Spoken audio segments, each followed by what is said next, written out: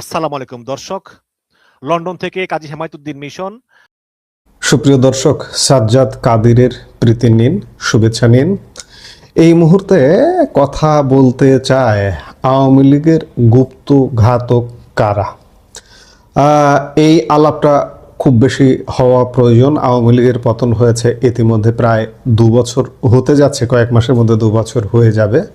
আমরা আওয়ামী লীগের পতনের পেছনে শুধুমাত্র ডিপ স্টেট, জঙ্গি গোষ্ঠী, দেশবিরোধী ষড়যন্ত্র এসব আলাপ করে, কিন্তু আওয়ামী লীগের ভেতর থেকে যে তলা ফাঁকা করে দিয়ে আওয়ামী লীগকে পতন ঘটিয়েছে, আওয়ামী লীগের সাথে আওয়ামী লীগের ছদ্মবেশে জড়িত থাকা লোকজন, এই আলাপটা গত 2 বছরে আসলে খুব একটা হয় না।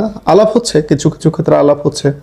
আজকাল মূলধারার গণমাধ্যমের পাশাপাশি আলাপের বিষয় হয়ে দাঁড়িয়েছেও কিন্তু আজকের নিউ মিডিয়া, সোশ্যাল মিডিয়া। সেই জায়গা থেকে এই মুহূর্তে আমি একটা সোশ্যাল মিডিয়া স্ট্যাটাস বা ফেসবুক স্ট্যাটাস থেকে অনুপ্রাণিত হয়ে এই মুহূর্তে আলাপ করবার অবকাশ পাচ্ছি। সৈয়দ বোরহান কবির, আমাদের অগ্রজ গণমাধ্যম ব্যক্তিত্ব, পরিপ্রেক্ষিতের নির্বাহী পরিচালক এবং বন্ধ হয়ে যাওয়া নিউজ পোর্টাল বাংলা ইনসাইডারের সম্পাদক সৈয়দ বোরহান কবির গতকালকে একটি ফেসবুক স্ট্যাটাস দিয়েছেন। সেই স্ট্যাটাসের প্রেক্ষিতে আমার মনেও ভাবনা কাজ করছে যে এটা নিয়ে একটু আলাপ করা দরকার, যে আওয়ামী লীগের পতন শুধুমাত্র বিদেশি ষড়যন্ত্র আর জঙ্গিদের উপর চাপিয়ে দেওয়া, এটি তো আসলে যুক্তিযুক্ত নয়। কারণ আওয়ামী লীগের পতন 1975 সালে আওয়ামী লীগের ভেতর থেকে যেভাবে হয়েছে, 2024 সালেও ঠিক একইভাবে হয়েছে। আমরা সেই আলাপটাই একটু দেখতে চাই, যে সৈয়দ বোরহান কবির তার ফেসবুক স্ট্যাটাসের প্রেক্ষিতে আমরা আলাপটা এই মুহূর্তে করতে চাইছি, যে 2024 সালে আওয়ামী লীগ ক্ষমতা হারানো নিয়ে দেশে বিদেশে চলছে নানা চুলচেরা বিশ্লেষণ। অনেকের ধারণা এর পেছনে ছিল শুধুই বিদেশি শক্তির ষড়যন্ত্র এবং স্বাধীনতা বিরোধীদের চক্রান্ত, কিন্তু গভীরে তাকালে দেখা যায় যে এই পতনের বীজ বপন করা হয়েছিল আওয়ামী লীগের অন্দরমহলে। কথায় আছে, আওয়ামী লীগকে বাইরে থেকে কেউ পরাজিত করতে পারে না, আওয়ামী লীগ পরাজিত হয় ঘরের ষড়যন্ত্রে। আজ আমরা উন্মোচন করব সেই সব গুপ্ত ঘাতকদের মুখোশ, যারা শেখ হাসিনার চারপাশে থেকেও তলে তলে দলের ভেতর খুঁড়ে ফেলেছিল।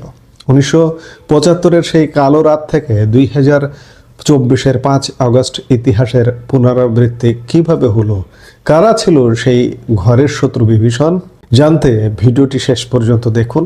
ইতিহাসের দিকে তাকালে আমরা দেখি 1975 সালে জাতির পিতা বঙ্গবন্ধু শেখ মুজিবুর রহমানকে নৃশংসভাবে হত্যার পেছনে ছিল আওয়ামী লীগেরই একটি কুচক্রী মহল।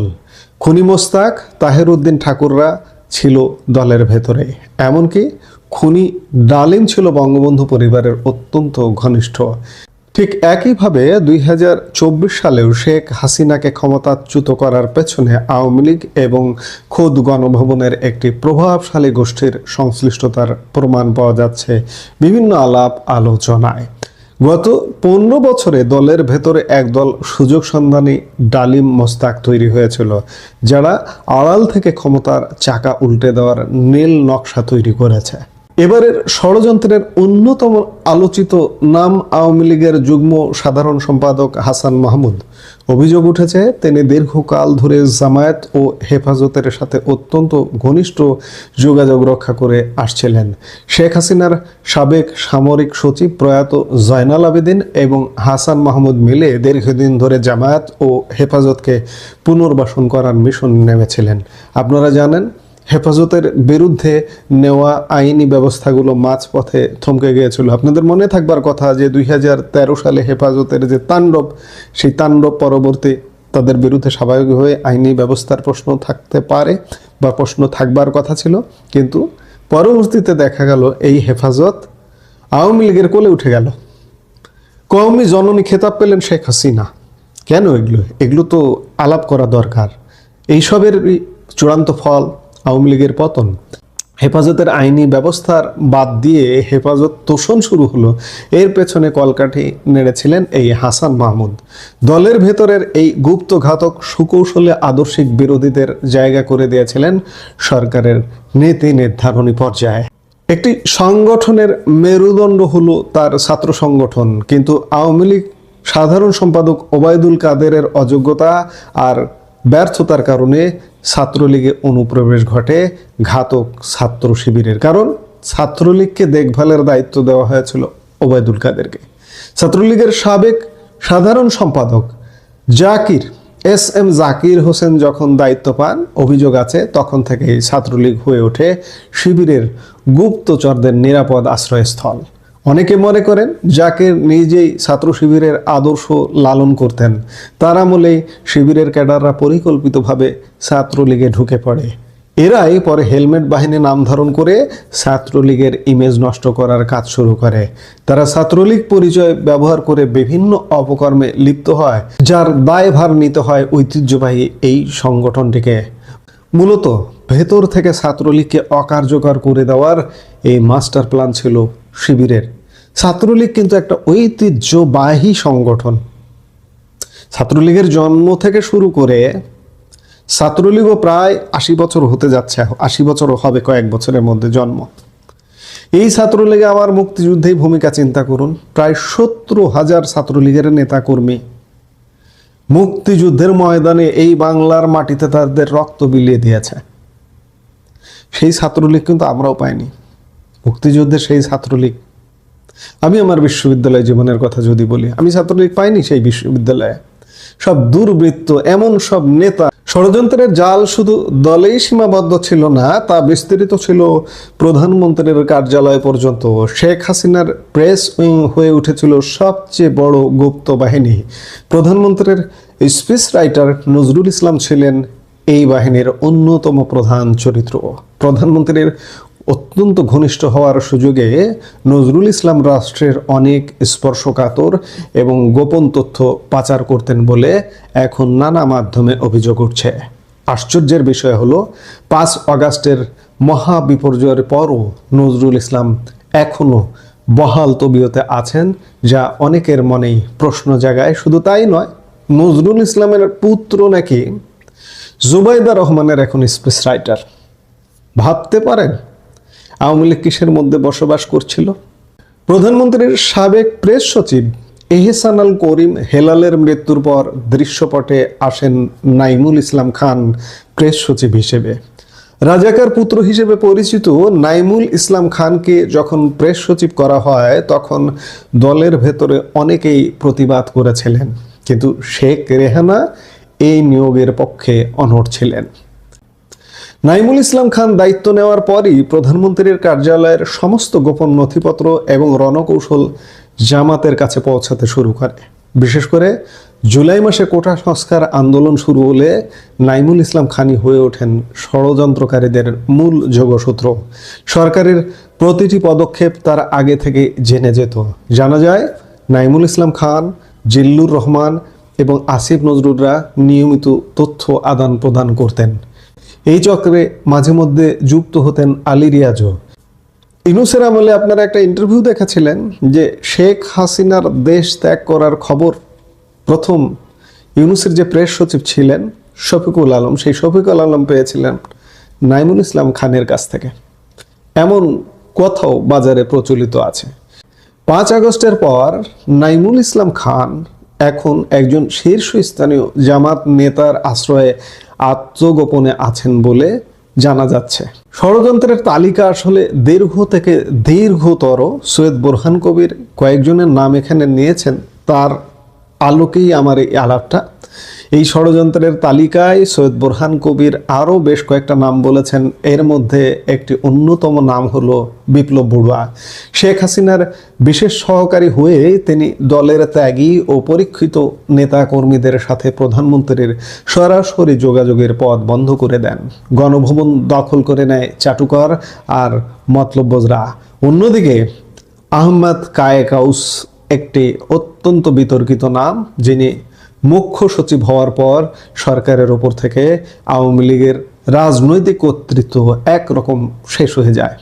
আপনাদের স্মরণ আছে করোনাকালে বিভিন্ন জেলার দায়িত্ব দেওয়া হয়েছিল, আর রাজনীতিবিদদের বা আওয়ামী লীগের মন্ত্রী এমপিদের বাদ দিয়ে আমলাদের, সচিবদের জেলা সচিব দায়িত্ব দেওয়া হয়েছিল। এগুলোর সবকিছুর পেছনে এই আমলাতান্ত্রিক প্রভাব একটা বড় কাজ করেছিল। এবং একটা পর্যায়ে সরকার পরিচালনা শুরু করে আমলারা, রাজনীতিবিদরা কিন্তু একদম সাইডলাইনে পাঠিয়ে দেওয়া হয়। অর্থাৎ স্টেডিয়ামের গ্যালারিতে রাজনীতিবিদরা আর আমলারা মাঠে খেলছিল। এই খেলায় আওয়ামী লীগের পতনের একটা অন্যতম কারণ। এর ফলে আওয়ামী লীগ সংগঠন হিসেবে চরম ক্ষতিগ্রস্ত হয়। মাঠ পর্যায়ের নেতা কর্মীদের সাথে কেন্দ্রের দূরত্ব তৈরি হয় যোজন যোজন। সবশেষে সৈয়দ বোরহান কবির ওবায়দুল কাদেরের কথা টেনেছেন। টানা 3 মেয়াদে তার মতো একজন অথর্ব ও অসৎ ব্যক্তিকে সাধারণ সম্পাদক করে দলটিকে পুরোপুরি নিষ্ক্রিয় করে ফেলা হয়। তার আমলে আওয়ামী লীগের পদ বিক্রি শুরু হয় আলু পটলের মতো। যার টাকা আছে তারই পদ।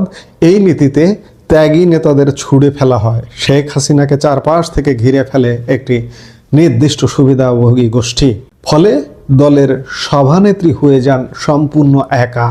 দর্শক, এখানে আওয়ামী লীগের ভেতর লুকিয়ে থাকা সেই সব গুপ্ত ঘাতকদের অল্প কিছুর নাম উল্লেখ করা হয়েছে। এছাড়া এই তালিকার বাইরেও আরো বহু আছে। এই যাদের নাম উল্লেখ করা হলো তারাই দল ও নেত্রীর সর্বনাশ করেছে। আওয়ামী লীগকে যদি আবার ঘুরে দাঁড়াতে হয় তবে সবার আগে এই ষড়যন্ত্রকারীদের চিহ্নিত করতে হবে। চাটুকার মুক্ত হয়ে দলের সত্যিকারের ত্যাগী ও আদর্শবান নেতা কর্মীদের সমন্বয়ে নতুন নেতৃত্ব গড়ে তুলতে হবে। শেখ হাসিনার নেতৃত্বে দলকে ঐক্যবদ্ধ করে আদর্শের লড়াইয়ে নামতে হবে। কারণ মনে রাখবেন, বাংলাদেশের মুক্তিযুদ্ধ কখনো হারতে পারে না।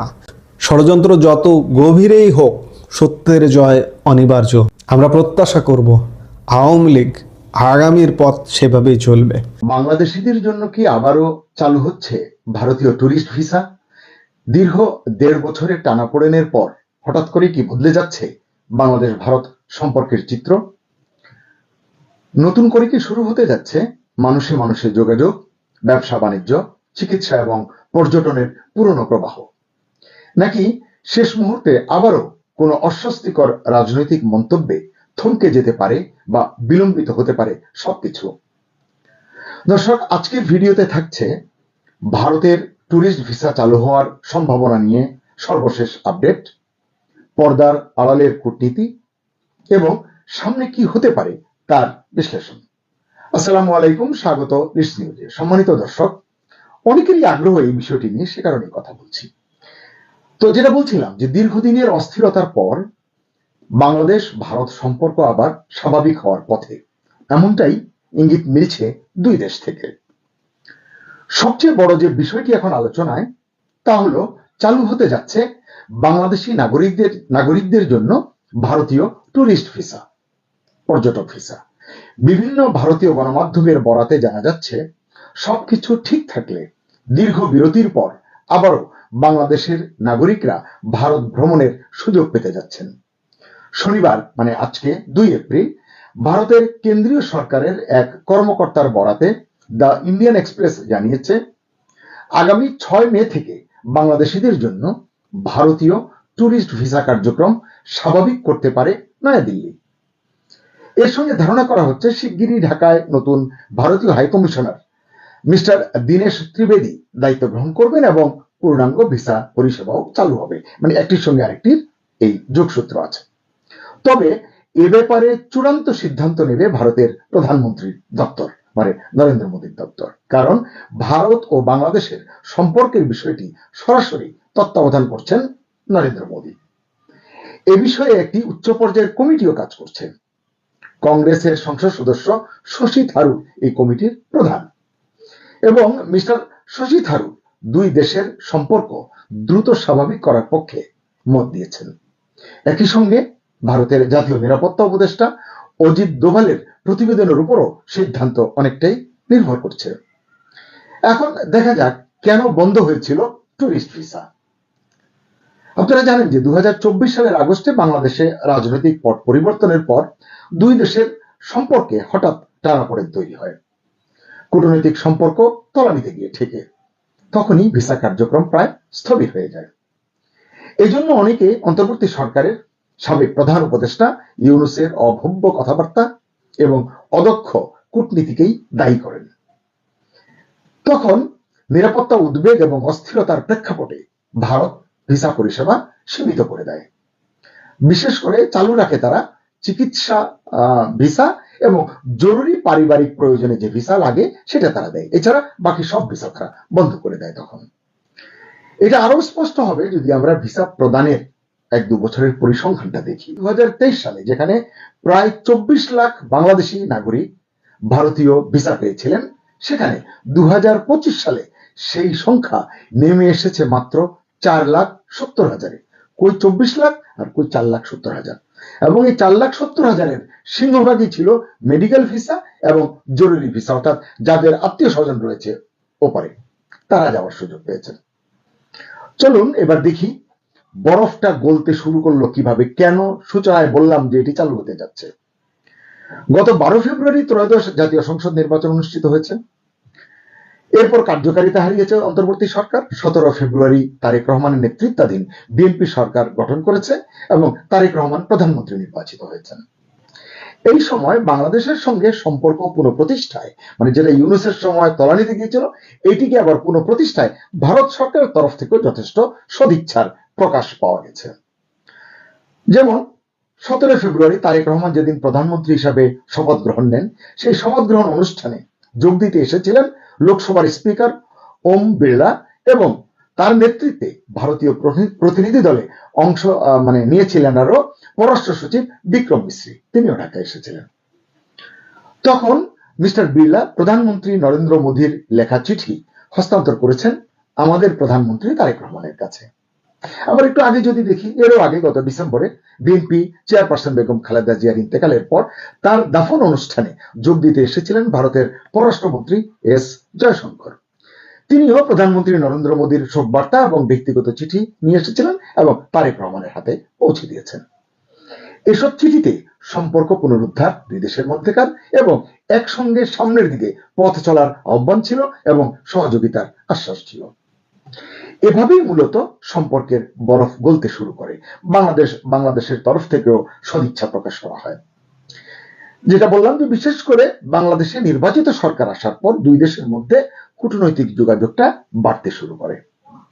এরই ধারাবাহিকতায় গত 7 এপ্রিল বাংলাদেশ সরকারের পররাষ্ট্রমন্ত্রী খলিলুর রহমান ভারত সফর করেছেন। এই সফরকালে বাংলাদেশের পক্ষ থেকে বাংলাদেশের নাগরিকদের জন্য ভিসা প্রক্রিয়া, টুরিস্ট ভিসা মূলত স্বাভাবিক করার বিষয়ে জোরালো অনুরোধ জানানো হয়। অন্যদিকে ভারতও বর্তমান বৈশ্বিক যে অর্থনৈতিক প্রেক্ষাপট সেটির বিবেচনায় বাংলাদেশকে কাছে টানতে আগ্রহী হয়ে উঠেছে। মধ্যপ্রাচ্যের সাম্প্রতিক অস্থিরতা, আঞ্চলিক অর্থনৈতিক চাপ সবকিছু মিলিয়ে বাংলাদেশ এখন ভারতের জন্য গুরুত্বপূর্ণ অংশীদার, এটি ভারতের থিঙ্ক ট্যাঙ্করা মনে করছেন। সূত্র বলছে এই প্রেক্ষাপটেই দিল্লির সাউথ ব্লক থেকে দ্রুত ভিসা প্রক্রিয়া স্বাভাবিক করার সিদ্ধান্ত এসেছে। আর এই কূটনৈতিক সূত্রের আশ্বাস পেয়েই সম্ভবত গত 28 এপ্রিল জাতীয় সংসদে পররাষ্ট্রমন্ত্রী খলিলুর রহমান বাংলাদেশি নাগরিকদের জন্য ভারতের ভিসা প্রাপ্তি সহজতর হতে যাচ্ছে এমন সুখবর দিয়েছেন। আবার কয়েকদিন আগে 19 ফেব্রুয়ারি সিলেটে নিযুক্ত ভারতের সহকারী হাইকমিশনার মিস্টার অনিরুদ্ধ দাসও বলেছেন বাংলাদেশিদের জন্য ভারতীয় সব ক্যাটাগরির ভিসা, মানে ট্যুরিস্ট ভিসা সহ এই ভিসা প্রক্রিয়া দ্রুতই স্বাভাবিক পর্যায়ে ফিরতে পারে। ভিসা প্রক্রিয়া স্বাভাবিক হয়ে গেলে উভয় দেশ অর্থনৈতিক সম্পর্ক এবং জ্বালানি সংযোগ সহ, আপনারা জানেন আমরা ইতিমধ্যে বেশ কিছু জ্বালানি তাদের কাছ থেকে সংগ্রহ করেছি, অন্যান্য অভিন্ন ক্ষেত্রের দিকে নজর দেবে, এটি কূটনৈতিক সূত্রে জানা গেছে। প্রসঙ্গত জানিয়ে রাখি, বাংলাদেশও ইতিমধ্যে ভারতীয় নাগরিকদের জন্য সব বিভাগের ভিসা পুনরায় চালু করেছে, যেটা গত বছরের ডিসেম্বরে টেকনিক্যাল পজ বা কারিগরি বিরতি বলে বন্ধ করে দিয়েছিল অন্তর্বর্তী সরকার। এবং এটা তারেক রহমানের সরকার দায়িত্ব নেবার পরই সম্ভবত ফেব্রুয়ারির 3য় সপ্তাহের দিকে আবার চালু করা হয়েছে। এখন নয়াদিল্লিতে অবস্থিত বাংলাদেশ হাইকমিশন, কলকাতা, আগরতলা, মুম্বাই, চেন্নাইয়ের কনসুলার বিভাগ সহ ভারতে অবস্থিত বাংলাদেশের সব ভিসা কেন্দ্র চালু রয়েছে এবং সেখান থেকে সেসব জায়গা থেকে ভিসাও দেওয়া হচ্ছে। এবার দেখা যাক অর্থনীতির সঙ্গে এই ভিসার আসলে সংযোগটা কি, কতটুকু সংযোগ। বিশেষজ্ঞরা বলেন ভিসা শুধু ভ্রমণের অনুমতি নয়, এর সঙ্গে জড়িয়ে আছে একটি বড় অর্থনীতি। বিশেষ করে ভারতের জন্য, ভারতের অর্থনীতির জন্য এই ভিসা, ট্যুরিস্ট ভিসা হলো primary gateway. Kolkata park street, new market, বড় বাজার, আরো অন্যান্য অনেক স্ট্রিট আছে, সদর স্ট্রিট, মির্জা গালিব স্ট্রিট, এসব জায়গার ব্যবসায়ীরা ইতিমধ্যেই আশাবাদী হয়ে উঠেছেন। কারণ বাংলাদেশি পর্যটক মানেই শুধু কলকাতা নয়, ভারতের কলকাতা, চেন্নাই, মুম্বাই, বেঙ্গালোর, জয়পুর সহ বিভিন্ন রাজ্যের আবাসিক হোটেল, দার্জিলিং, শিলিগুড়ি, যে সমস্ত জায়গায়, সিমলা, মানালি, কাশ্মীর, বিভিন্ন জায়গায় এইসব জায়গার আবাসিক হোটেল, রেস্তোরাঁ, হাসপাতাল, শপিং মল, সব জায়গায় একটা নতুন গতি আসবে এই ট্যুরিস্ট ভিসা চালু হলে। মেডিকেল ভিসা তো সীমিত পরিসরে দিচ্ছেই, সেটিও যদি আবার একটু গতি পায়। অর্থাৎ এই ভিসা প্রক্রিয়াটা গত 2 বছর প্রায় স্থবির। এটি চালু হলে তাদের ব্যবসা বাণিজ্যে, অর্থনীতিতে একটি নতুন গতি আসবে। ঠিক এই সময়ে কিন্তু সামনে এসেছে একটি অস্বস্তিকর ঘটনা। ভারতের আসাম রাজ্যের মুখ্যমন্ত্রী হেমন্ত বিশ্ব শর্মা অবৈধ বাংলাদেশিদের নিয়ে এমন একটি মন্তব্য করেছেন যা দুই দেশের কূটনৈতিক অঙ্গনে নতুন করে একটা অস্বস্তি তৈরি করেছে। এ বিষয়ে গত বৃহস্পতিবার ঢাকায় নিযুক্ত ভারতের ভারপ্রাপ্ত হাইকমিশনার পবন বাড়িকে তলব করে তীব্র প্রতিবাদ জানিয়েছে বাংলাদেশ সরকার। বলেছে, এ ধরনের মন্তব্য দ্বিপাক্ষিক সম্পর্কের জন্য অপমানজনক এবং ক্ষতিকর। প্রশ্ন হচ্ছে, এই ধরনের মন্তব্য কি আবারও সম্পর্ক স্বাভাবিক হওয়ার পথে বাধা হয়ে দাঁড়াবে? সব মিলিয়ে পরিস্থিতি কি আবারও একটা ক্রিটিক্যাল পয়েন্টে গিয়ে দাঁড়াতে পারে? এইরকম যখন অবস্থা, মানে একদিকে ট্যুরিস্ট ভিসা চালুর সম্ভাবনা, অর্থনৈতিক প্রয়োজন, কূটনৈতিক যোগাযোগ বৃদ্ধি, অন্যদিকে রাজনৈতিক মন্তব্য, আঞ্চলিক উত্তেজনা এবং কূটনৈতিক অস্বস্তি। তাই চোখ রাখতে হবে দিল্লির সাউথ ব্লকের দিকে, কারণ সেখান থেকে আসবে চূড়ান্ত সিদ্ধান্ত। সুপ্রিয় দর্শক, আপনার কি মনে হয়, বাংলাদেশ ভারত সম্পর্ক কি নতুন লক্ষ্যে অর্থাৎ স্থিতিশীলতার দিকে, উন্নয়নের দিকে এগোবে, নাকি আবারও ঝুলে যাবে, আটকে যাবে? ট্যুরিস্ট ভিসা কি সত্যিই চালু হবে? আপনার মতামত জানতে চাই। ভালো থাকুন, সুস্থ থাকুন, নিরাপদে থাকুন। আল্লাহ হাফেজ।